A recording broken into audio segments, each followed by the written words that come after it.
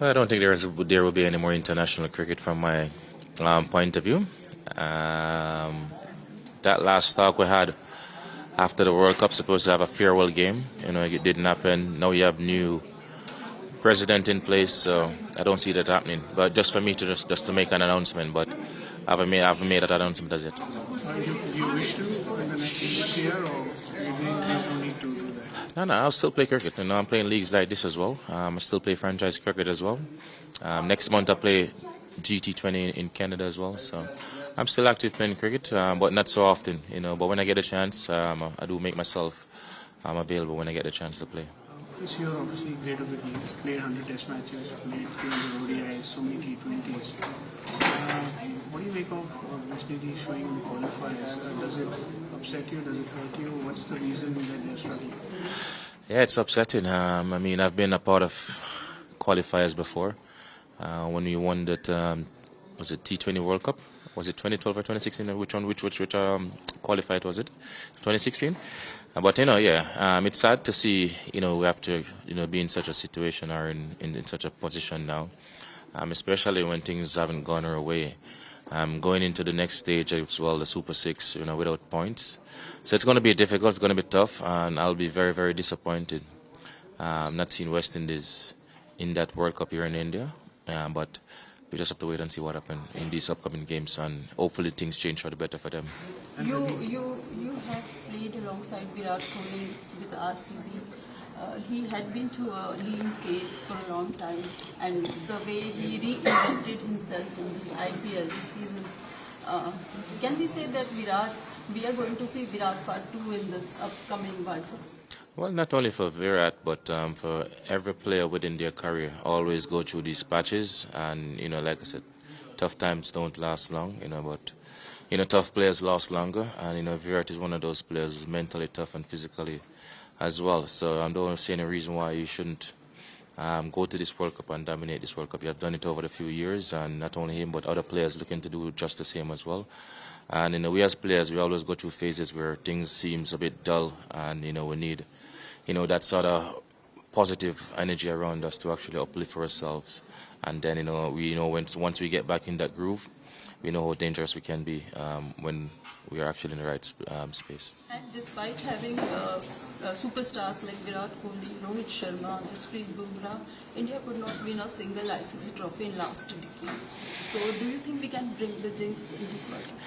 Well, I can't only speak for India, I speak for West Indies as well. We need a ICC trophy as well. Our last one was 2016. But like I said, India star-studded team as well. A lot of quality players, home advantage as well. So the pressure is always going to be there on them. And, everybody have India's favorite as well, to actually, win the World Cup, especially here in India. Chris, getting back to West Indies cricket, because so many players are playing T20 cricket, and it's not their fault. I mean, it's just that they're not paid well enough for international cricket. What is the solution, and why do you think the team is struggling in the qualifiers? I can't tell you the solution, but over the years things have actually changed. The entire cricket, it's a big business now. A lot of money been, thrown around, not from a T20 point of view, but international Test cricket as well. The bigger teams getting paid more than the lower, which is a disadvantage as well, and they play in the same cricket. So, you just actually structure it so everybody can actually benefit and everybody can better from it as well. And for the disadvantage for the teams that are lower ranked, we need them to play more games so they can actually get a chance to develop their skills and their cricket as well. And try and take themselves to the top as well. So we need those infrastructure for the low advantage team, and we need those teams to be paid well, just like the big teams as well, because everybody's playing the same amount of cricket. I think you should be incentivized for playing Test cricket. I mean, that's why more players would want to, back in the Caribbean, would want to play Test cricket and not just T20. Absolutely, I think something we look at as well.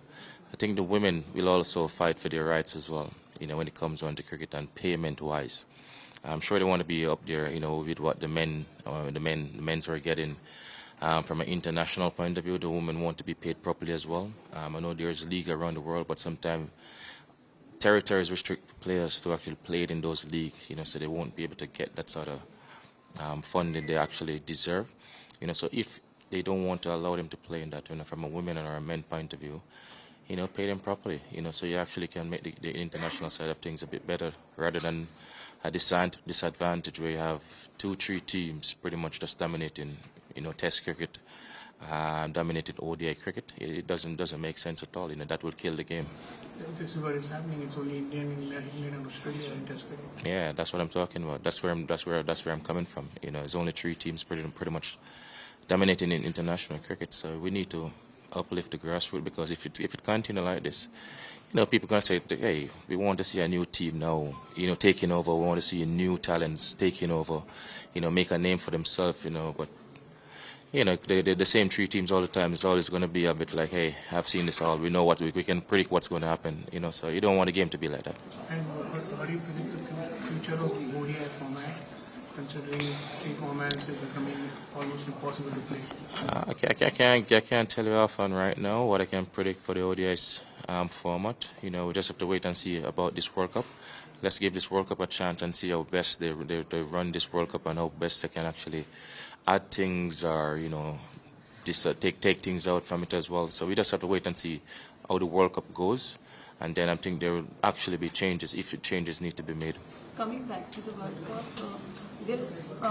ICC has announced the program a few days back, and there is a lot of buzz around India-Pakistan match on 15th of October. Can we say this is the biggest cricketing rivalry, bigger than England and Australia? Always. India, Pakistan, always. Whenever those two teams play, especially in the World Cup as well, I'm sure the revenues they generate, it's humongous, and that pretty much one game can actually take care of the entire ICC. I think with that game as well, the Pakistan players and Indian players, they should demand a lot of money for those games, because those games are a high paid game, TV-wise I'm talking about. They should actually demand a lot more money for those games. But like I said, I don't control the board, I don't control ICC. But if I was in that position, I would want more, because they bring a lot more when it comes on to World Cup event. As you see, once a ticket goes on sale, always sold out. So wherever you put them, it's always going to sold out India, Pakistan. And your 4 semi-finalists in the end? Oh, wow. You put me in a position there. India, Pakistan, England, and New Zealand. And who will the most entertaining cricketer? Chris Gayle. Next universal. I have no idea right now. Too many.